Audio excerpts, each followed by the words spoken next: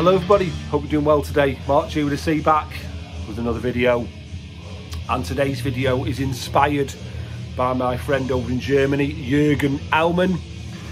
He recently made a video showing his top 20 or so favourite albums that were released on Noise Records, the German label Noise Records. Now, Noise Records were a huge label for me and my friends back in the late 80s, growing up, getting into thrash metal and more extreme music. Noise Records, along with Nuclear Blast and Earache Records, really, at the time. And if you saw an album released on Noise Records, you kind of knew it was the sign that it was going to be a good album. So I was quite excited. I saw Jürgen's video, and then I saw Metal Mickey do a response. So I was quite excited, and I thought I'm gonna get onto this, because, you know, just thinking about Noise Records and the nostalgia that surrounds it and how it makes me feel, and what the albums that I'm going to show you mean to me.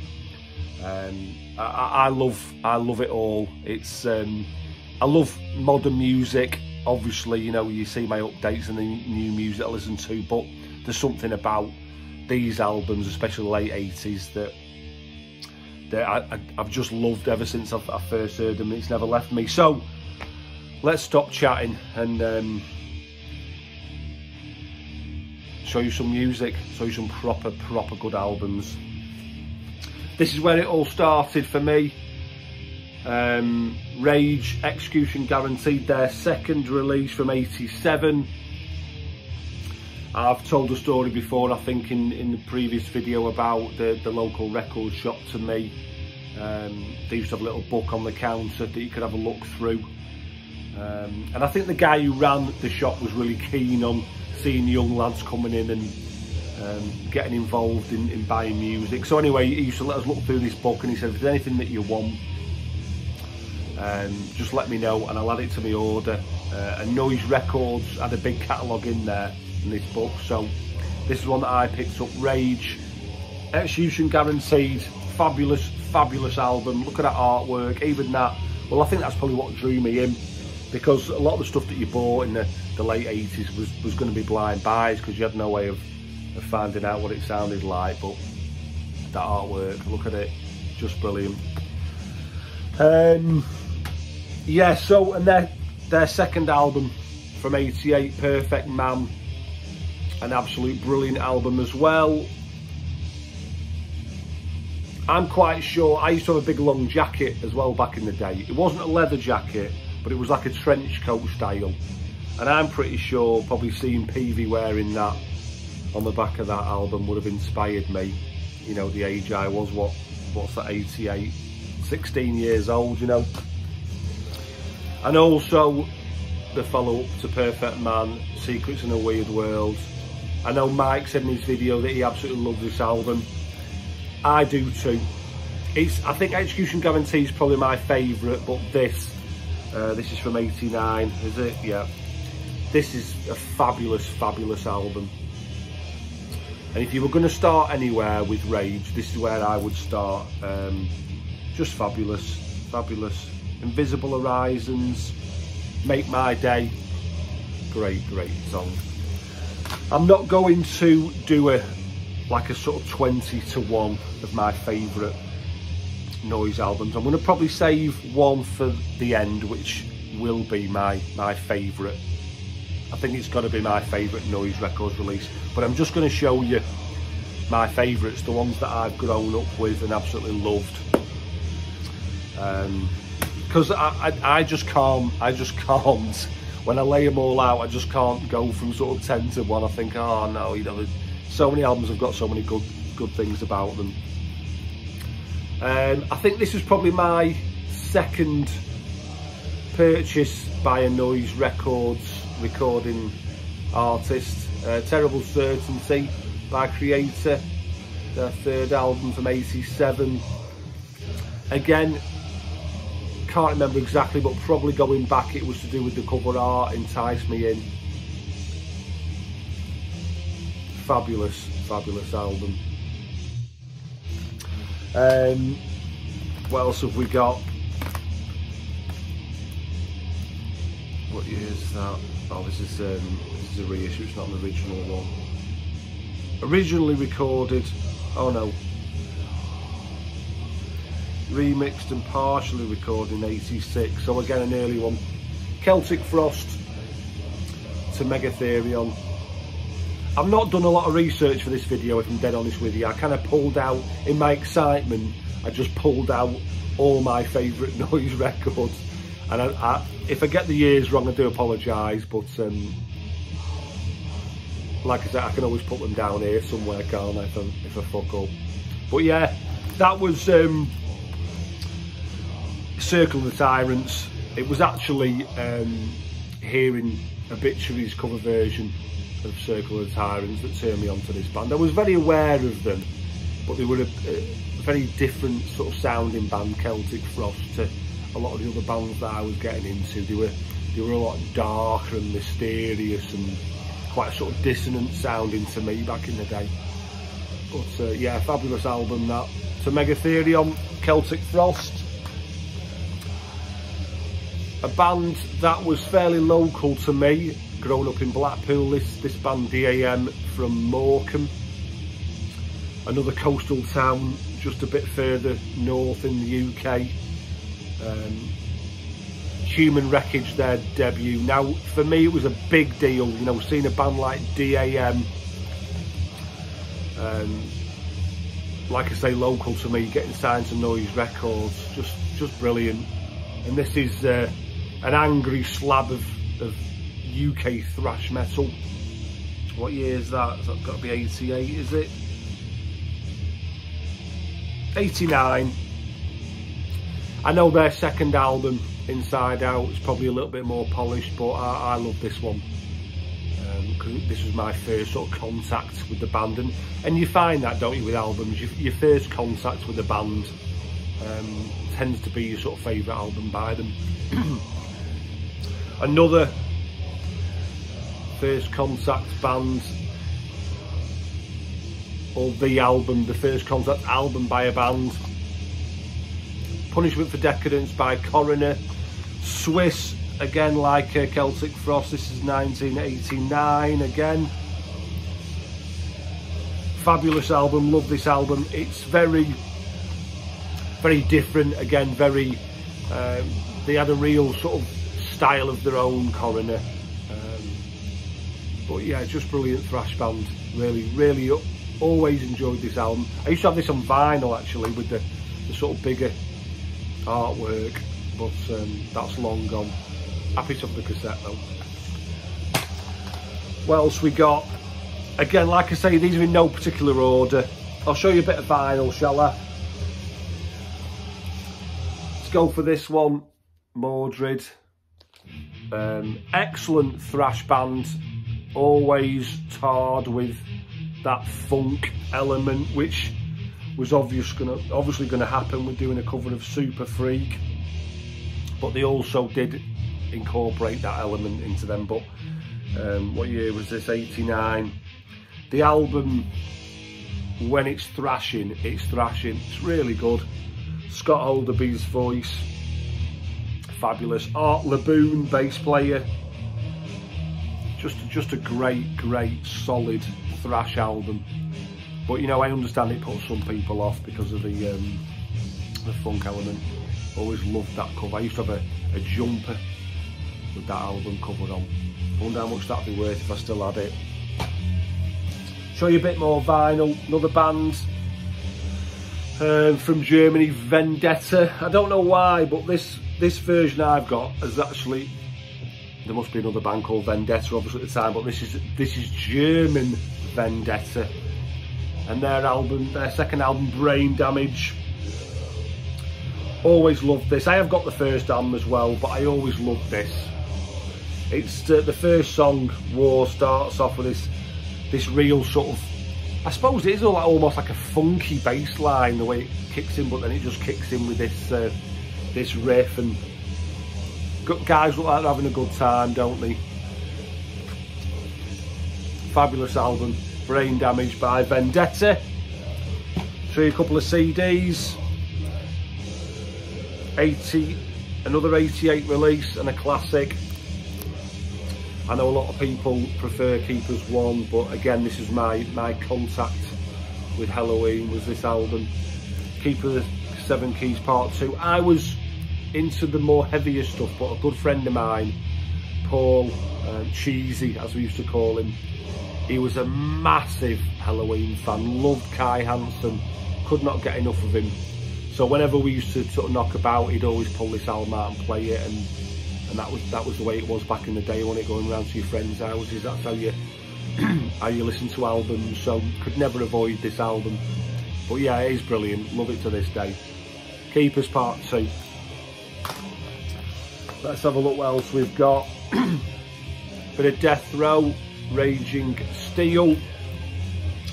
This must be, I mean, this is a displeased reissue, because I don't think it ever got released on Noise Records on CD properly. But I want to say this was probably 88, 89 as well. A very underrated, if you want to say understated, thrash band.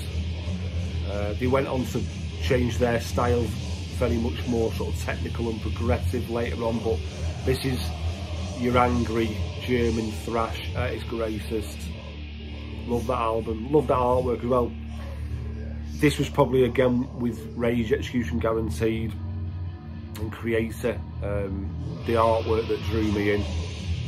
Fabulous. A bit of Overkill, the mighty Overkill. I know they were a Megaforce Atlantic recording band, but their early releases were put out on Noise. Is this from 87? Yeah, 87. And this, again, was my contact point with Overkill. The song In Union We Stand. The video was on MTV. Fell in love with that. Fabulous album. Lovely. Right, so I'll show you a couple more cassettes. We have got from 89, is this one I want to say it is? Yeah.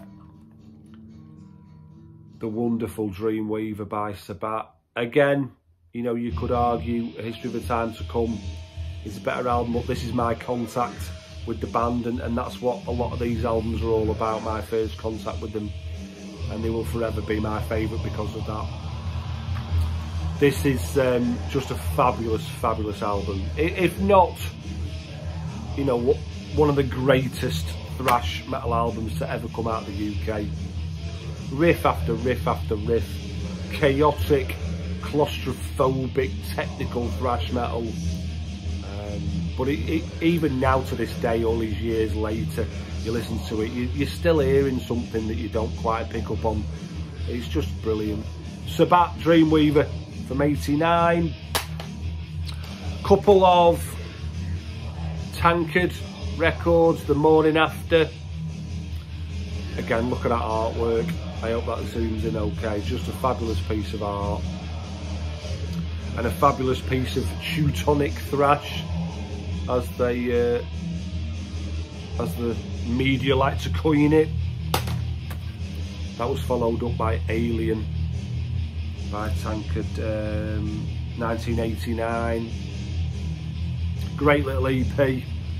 Always loved that picture on the back there. Brilliant. Another band that never took themselves too seriously. I actually have a vinyl of Tankard as well, The Hair of the Dog, which I play quite often because I don't own Chemical Invasion. I've got Zombie Attack, The Morning After, Alien, but I don't have Chemical Invasion. So this will have to do. I do keep looking out for it, but an OG copy costs a few pounds, and it always stays in my basket. But yeah, brilliant. Love a bit of Tankard, and they're still going to this day. Hair of the Dog. Another album here that's, let me show you this CD first, that I absolutely love.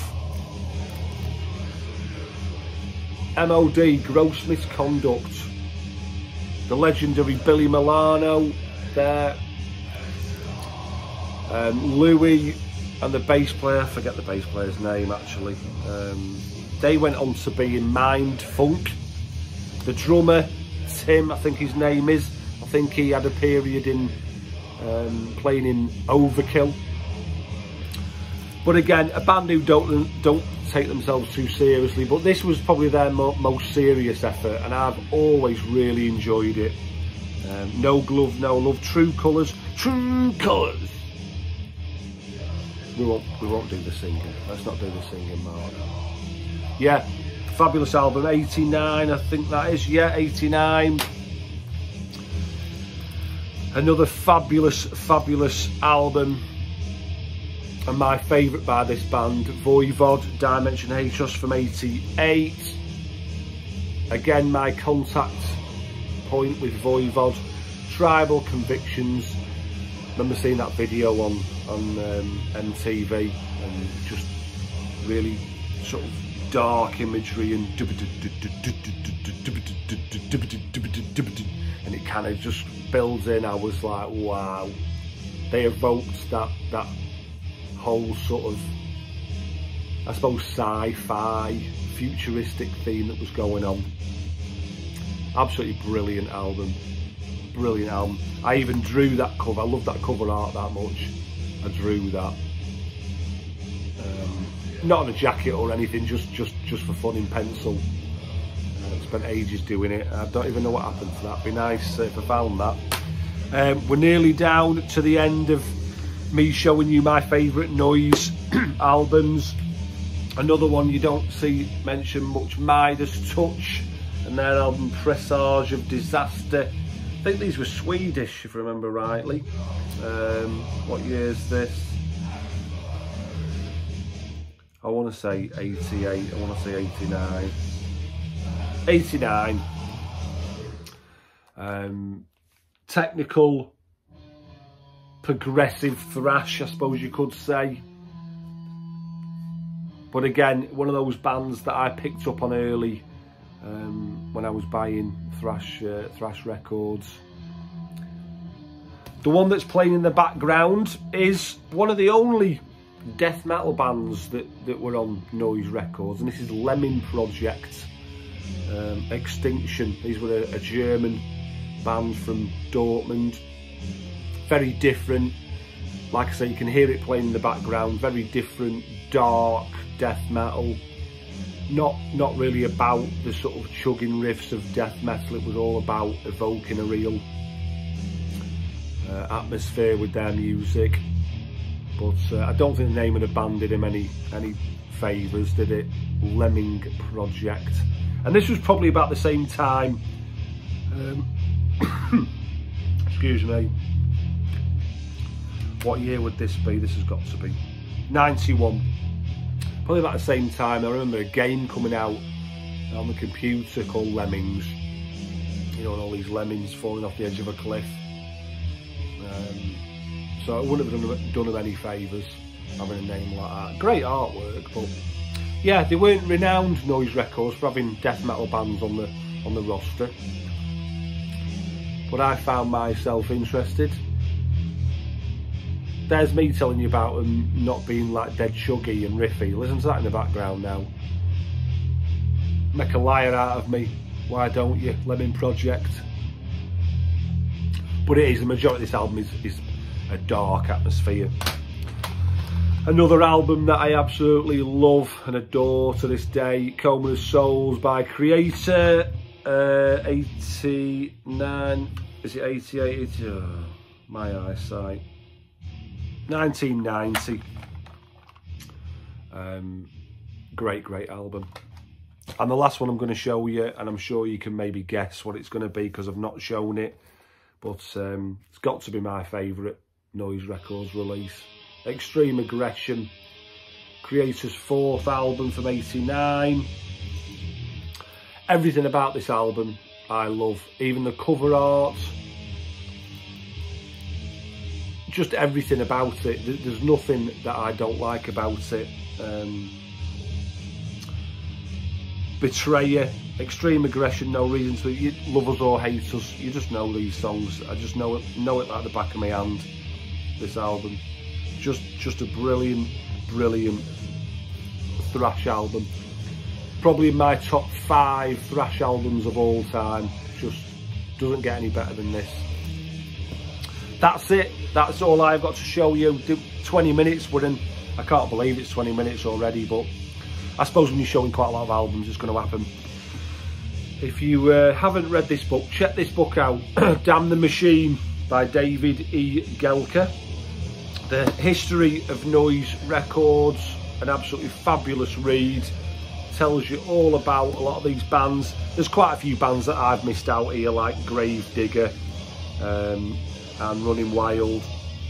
They weren't bands that I got into back in the day, so I pretty much just wanted to show you the albums that mean a lot to me on a nostalgic level, the albums that I tend to listen to when I'm on a noise records kind of hit. But yeah, check that book out. Really good read.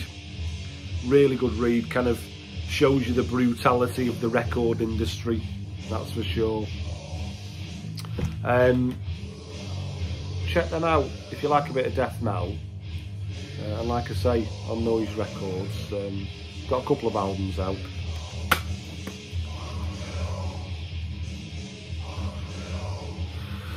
Thank you as always for taking the time to watch my video. Really do appreciate it. And I'll be back soon with another update video. Until then, take care. Thank you for watching. Bye for now. I forgot to show you these. The Squeezeman on the end. Big albums for me. Again, and my friends, this was our way of getting to know the bands on the label. The compilations, Doomsday News, Scanner, Rage, Deathrow, Coroner, Tankard, Sabbat, Halloween, Vendetta, Celtic Frost, Kreator, Voivod. That was actually my second sort of noise compilation that I heard. The first one was this one, Doomsday News 2. This was one that sort of came out around the time I was getting into the music, 89. This featured Rage, Vendetta, Mania, Mordred, Deathrow, Midas Touch, Watchtower, Coroner. Brilliant, brilliant album. And finally, Doomsday News 3, which was a live album, Thrashing East Live. I did pull these out, but I left them on the side for some reason. And it was only after I finished the video I saw them and thought, oh, so I must show these. These 3 or 4 tracks from Kreator, Tankard, Sabbat and Coroner. But yeah, all 3 brilliant compilations. And like I say, it was a good thing that these labels put these out, because they were a good way, because there was no such thing as the internet. It was a good way of us finding out and hearing about these bands. Same as Earache putting out Grind Crusher and things like that. It was a real good gateway to these bands. But yeah, sorry about that. A little add-on to the end, I know, but wanted to show them anyway. Take care.